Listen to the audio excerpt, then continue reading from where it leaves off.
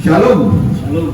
Bapak Ibu dan Saudara yang dikasih Tuhan, kita sudah berada di minggu ketiga bulan Juli ini ya. Kita bersyukur untuk pemeliharaan Tuhan sampai 1 semester lebih kita dijagai, dilindungi, dicukupkan oleh Tuhan. Bapak Ibu dan Saudara, mari kita membuka firman Tuhan dari kitab Nabi Yunus pasal 2 ayat 1 sampai dengan 10. Yunus pasal 2 ayat 1 sampai 10 saya baca. Berdoalah Yunus kepada Tuhan Allahnya dari dalam perut ikan.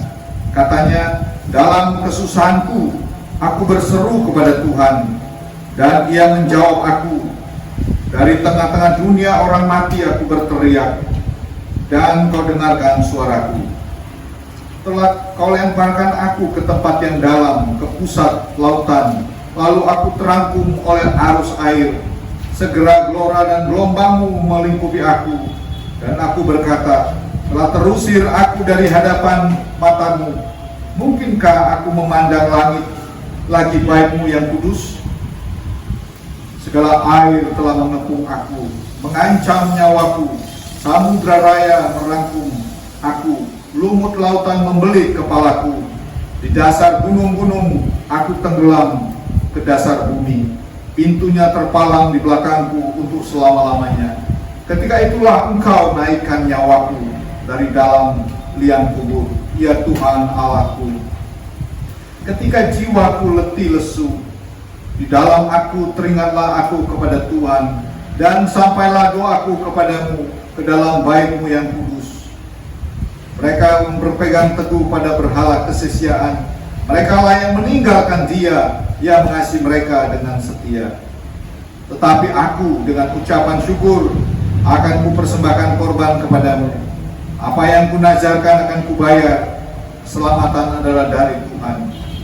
Lalu berfirmanlah Tuhan kepada ikan itu, dan ikan itu pun memuntahkan Yunus ke darat. Demikianlah firman Tuhan. Bapak, Ibu, dan Saudara yang dikasih Tuhan, latar belakang dari ayat pasal 2 ini adalah ketika Tuhan berfirman kepada Yunus. Dalam pasal 1 dikatakan, datanglah firman Tuhan kepada Yunus bin Amittai demikian, bangunlah, pergilah ke Niniwe, ke kota yang besar itu, berserulah terhadap mereka, karena kejahatannya telah sampai kepadaku. Bapak, Ibu, dan Saudara, Yunus diperintahkan untuk pergi melayani orang-orang Niniwe, supaya orang Niniwe bertobat. Tetapi ayat 3 dikatakan, tetapi Yunus bersiap untuk melarikan diri ke Tarsis, jauh dari hadapan Tuhan. Ia pergi ke Yafo dan mendapat di sana sebuah kapal yang akan berangkat ke Tarsis. Ia membayar biaya perjalanannya, lalu naik ke kapal itu dan berlayar bersama-sama dan mereka ke Tarsis, jauh dari hadapan Tuhan. Saudara yang dikasih Tuhan, karena tingkat kejahatan orang-orang Niniwe terlalu berat bagi Yunus untuk dikhotbah, sehingga dia tidak sanggup. Sehingga dia katakan, tetapi Yunus melarikan diri ke Tarsis. Dia suruh ke Niniwe, tapi dia pergi ke Tarsis. Karena apa? Karena dia merasa dia tidak sanggup. Orang Niniwe terlalu jahat. Bapak, Ibu, dan Saudara yang dikasih Tuhan, dia menyimpang dari perintah Tuhan. Akhirnya dia membeli tiket dan siap-siap untuk berlayar. Dalam perjalanan, dalam pelayaran menuju Tarsis, apa yang terjadi, saudara yang dikasih Tuhan? Terjadi angin topan, badai menggoncangkan kapal, ombak yang begitu besar, sehingga kapalnya terombang-ambing. Sehingga penumpang kapal itu semua ketakutan, karena kapalnya udah oleng sana oleng sini ya. Bapak, Ibu, dan Saudara, kita bayangkan kalau kita pergi berlayar dari Belawan ke Tanjung Priok, tiba-tiba di tengah lautan kapal kita diterpa oleh gelombang yang begitu besar di Laut Cina Selatan. Saudara yang dikasih Tuhan, mungkin semua orang akan menjerit ketakutan. Begitu juga yang dialami oleh kapal yang ditumpangi oleh Yunus. Akhirnya mereka membuang undi. Waktu dibuang undi, ternyata yang kena undi itu adalah Yunus. Saudara heran, siapa kau rupanya?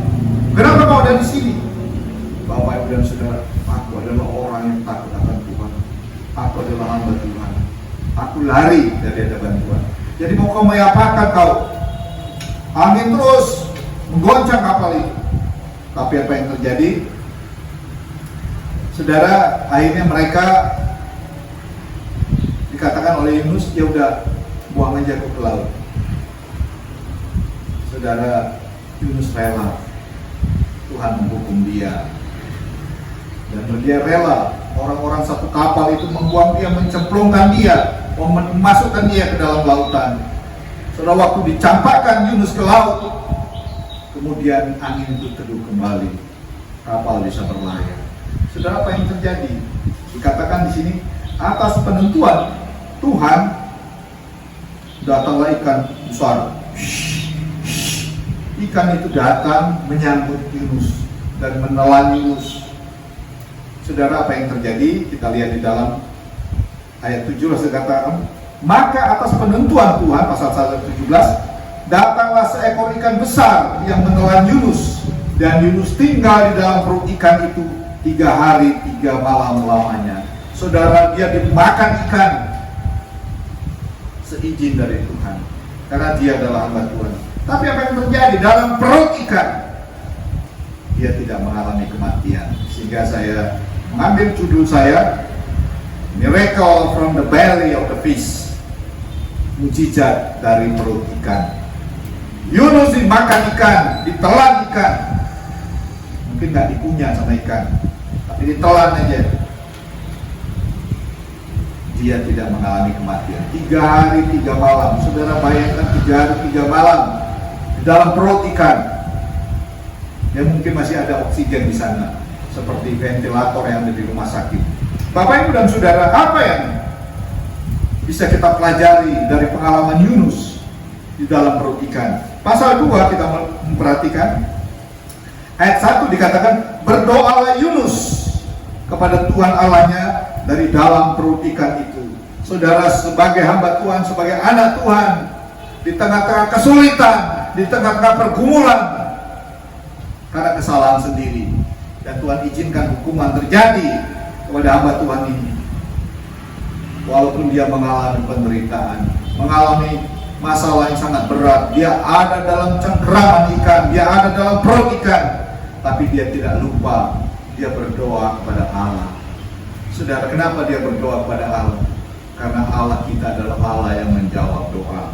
Kita perhatikan di sini ayat 2, katanya, dalam kesusahanku berseru kepada Tuhan, dan Ia menjawab aku. Dari tengah-tengah dunia orang mati, aku teringat, aku berteriak, dan Kau dengarkan suaraku. Saudara, Yunus meyakini bahwa Allah kita adalah Allah yang menjawab doa kita. Apapun masalah, pergumulan yang sedang kita hadapi, kalau kita berteriak, kita berseru kepada Tuhan, kita berdoa kepada Tuhan, Tuhan tidak pernah tidak menjawab doa kita. Kalau Yunus berteriak dari dalam perut ikan, dikatakan Allah adalah Allah yang mendengar doa.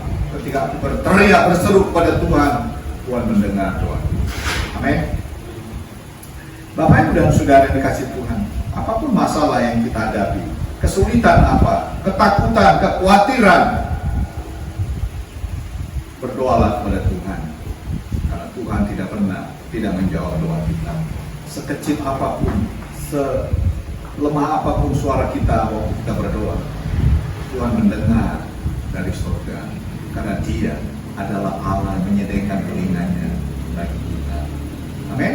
Mari kita lihat Mazmur 116 ayat 1-2.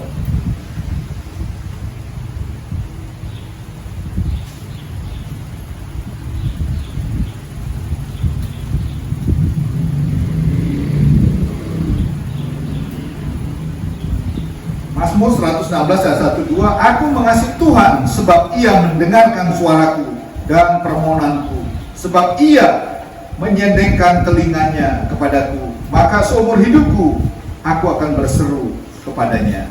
seumur hidupku aku akan berseru kepadanya. Karena Tuhan kita, Tuhan yang menyidengkan telinganya ketika kita berdoa kepada Tuhan. Oleh karena itu, apapun kesulitan, apapun kerinduan hatimu, apapun pergumulanmu, mari kita terus berdoa kepada Tuhan. Tuhan pasti menjawab doa. Yang kedua, yang bisa kita pelajari dari Yunus pasal 2 ini dikatakan apa? Ayat 6. Di dasar gunung-gunung aku tenggelam ke dasar bumi, pintunya terpalang di belakangku untuk selama-lamanya.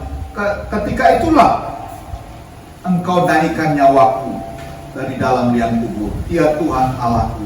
Saudara, Yunus menggambarkan betapa dia dalam tekanan. Mau ke sana nggak bisa, mau ke sini nggak bisa. Bahkan di belakang juga ada parang yang merintangi dia. Bahkan dikatakan ayat 7, ketika jiwaku letih lesu, di dalam aku teringat aku kepada Tuhan, dan sampailah doaku kepadamu ke dalam bait-Mu yang kudus. Saudara yang dikasih Tuhan, ayat 6 dikatakan, ketika itulah Engkau naikkan nyawaku dari dalam liang kubur. Saudara, saya singkat dengan Allah kita adalah Allah yang mau memulihkan hidup kita. Apapun kondisi kita, apapun keadaan kita, Tuhan kita mau memulihkan kita dari segala kesukaran dan kesulitan. Amin. Tidak ada kehancuran total bagi orang-orang yang dalam Tuhan. Masalah boleh silih berganti, kesulitan bisa datang menghadang kita, tapi Allah kita bisa mengangkat kita, bisa memulihkan hidup kita. Sakit penyakit bisa kita alami, tapi kesehatan kita bisa dipulihkan oleh Tuhan. Ketika Tuhan memulihkan keadaan kita, kita seperti orang yang bermimpi. Kadang-kadang kita bisa tertawa, kok bisa ya, kok bisa? Padahal aku baru sakit, aku baru rugi, aku baru mengalami masalah. Tapi sekarang Tuhan memulihkan. Demikian Yunus, dia dipulihkan oleh Tuhan, dia diangkat oleh Tuhan, dinaikkan nyawanya dari dalam liang kubur. Bapak Ibu dan Saudara, Allah kita adalah Allah yang memulihkan hidup kita. Amin. Apapun masalah, mungkin punya hubungan yang tidak baik antara suami dan istri, antara orang tua dan anak, antara siapapun, antara jemaat, Tuhan kita bisa memulihkan. Allah kita adalah Allah yang memulihkan hidup kita. Yang terakhir, mari kita perhatikan ayat 9. Tetapi aku dengan ucapan syukur, aku mempersembahkan korban kepadamu. Apa yang kunajarkan akan kubayar. Keselamatan adalah dari Tuhan. Saudara, yang ketiga, yang terakhir, Allah kita adalah Allah yang menyelamatkan. Saudara yang dikasih Tuhan, tidak ada di bawah kolong langit ini yang bisa menyelamatkan manusia, kecuali di dalam Allah sendiri, yang kita kenal di dalam nama Yesus Kristus. Kalau kita mau diselamatkan Tuhan, kita harus datang pada Yesus Kristus. Kita datang beriman, percaya sungguh bahwa Dia adalah Allah satu-satunya yang bisa menyelamatkan kita dari hukuman kekal. Bahkan dalam keselamatan di dunia ini artinya ada perlindungan, hanya Allah yang bisa melindungi kita dengan sempurna. Saudara yang dikasih Tuhan, penyakit demi penyakit itu bisa datang silih berganti sampai berakhirnya dunia ini. Bencana demi bencana bisa terjadi. Masalah demi masalah bisa terjadi. Tapi kita bisa diselamatkan dari kesulitan itu. Bahkan ketika dunia ini akan dihukum oleh Tuhan, karena dunia ini hidup dalam dosa. Rasul Paulus berkata, semua manusia telah berdosa. Bahkan upah dosa adalah maut. Akibat dosa, manusia akan mengalami kematian yang kekal, mengalami hukuman selama-lamanya. Tapi ketika kita datang kepada Allah, kepada Yesus Kristus Tuhan, kita akan diselamatkan. Karena keselamatan hanya ada di dalam Yesus Kristus. Jadi Allah kita adalah Allah yang menyelamatkan. Saudara, mujizat bisa terjadi dari mana saja. Bahkan saya sudah sampaikan mujizat dari gua singa, mujizat dari penjara. Ini mujizat dari perut ikan. bahwa Allah kita adalah Allah yang menyelamatkan.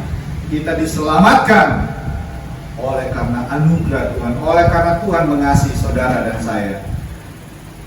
Kita diselamatkan bukan karena usaha kita, tapi semata-mata karena belas kasihan Tuhan. Sehingga dikatakan ayat 10, lalu berfirmanlah Tuhan kepada ikan itu, dan ikan itu pun memuntahkan Yunus ke darat. Saudara, tadi Allah berfirman kepada Yunus. Yunus melawan, pergi dia ke Tarsis, disuruh ke Niniwe. Tapi sekarang Allah berfirman kepada ikan. Ikan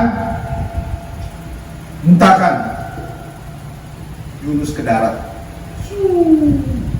Sehingga Yunus sampai ke darat. Saudara, kalau dibilang ikan muntahkan dia ke tengah laut, apa enggak menggap-menggap dia berenang? Tapi Allah kita Allah yang menyelamatkan. Allah kita Allah yang menolong umatnya. Allah yang membela umatnya.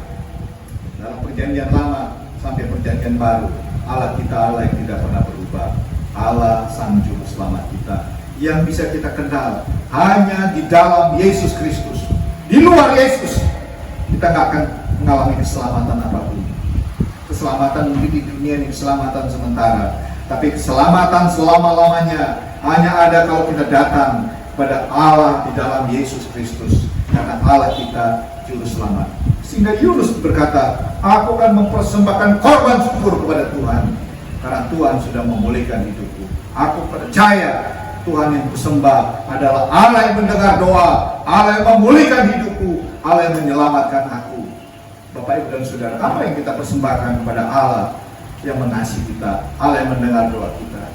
Saudara, Yunus, dia bernajar, dia mau mempersembahkan, dia akan kugenapi, katanya. Saudara, kadang-kadang kita berjanji, Tuhan, kalau aku sembuh dari penyakitku, akan kunajarkan separuh dari hartaku. Udah sembuh, dia bilang, sayang juga ya. Atau kalau aku udah sembuh, aku akan sungguh-sungguh melayani Tuhan. Aku tidak mau lagi hidup dalam dosa. Bapak, Ibu, dan Saudara, tapi Yunus komitmen kepada apa yang dikatakan. Mujizat dari perut ikan. Yang pertama, Allah kita, Allah yang mendengar doa kita, Allah yang menjawab doa kita. Yang kedua, Allah yang memulihkan hidup kita, Allah yang mengangkat kita dari kesukaran kesulitan. Yang ketiga, Allah yang menyelamatkan kita dari hukuman kekal. Mari kita berdoa. Tuhan Yesus, terima kasih, kami percaya kalau Engkau juga memulihkan keadaan Yunus, keadaan kami juga yang sekarang ini mungkin ada kesukaran, kesulitan dalam ekonomi, kesulitan dalam rumah tangga, kesulitan dalam mencari pekerjaan, kesulitan dalam berusaha, bahkan juga mungkin masalah-masalah dengan kesehatan kami. Kami percaya, kami berdoa sungguh-sungguh, Allah kami adalah Allah yang mendengar doa. Allah akan memulihkan kehidupan kami. Allah juga akan menyelamatkan keluarga kami, hidup kami pribadi. Terpujilah Engkau Tuhan kami, Allah yang disembah oleh Yunus, Allah juga yang kami sembah di dalam Yesus Kristus Tuhan. Terima kasih Tuhan untuk firman-Mu. Terima kasih Tuhan, pulanglah dengan sejahtera. Angkat kedua tangan, terimalah berkat Tuhan.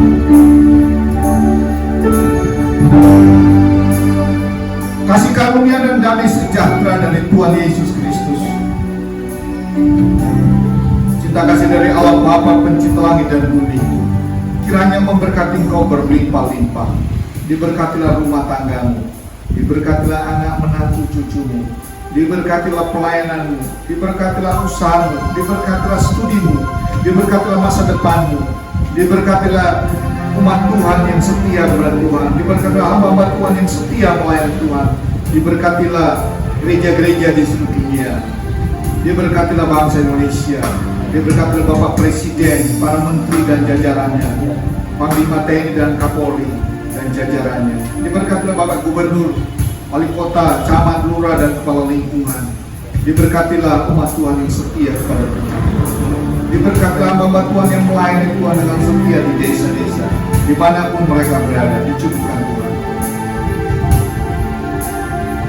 Diberkatilah gereja Kekudusan Hati Indonesia, persekutuan penghiburan, hikmat kuasa dan damai sejahtera dari Allah Roh Kudus menyertai saudara sekalian. hari ini sampai Maranatha, Tuhan Yesus datang kedua kali. Dalam nama Yesus.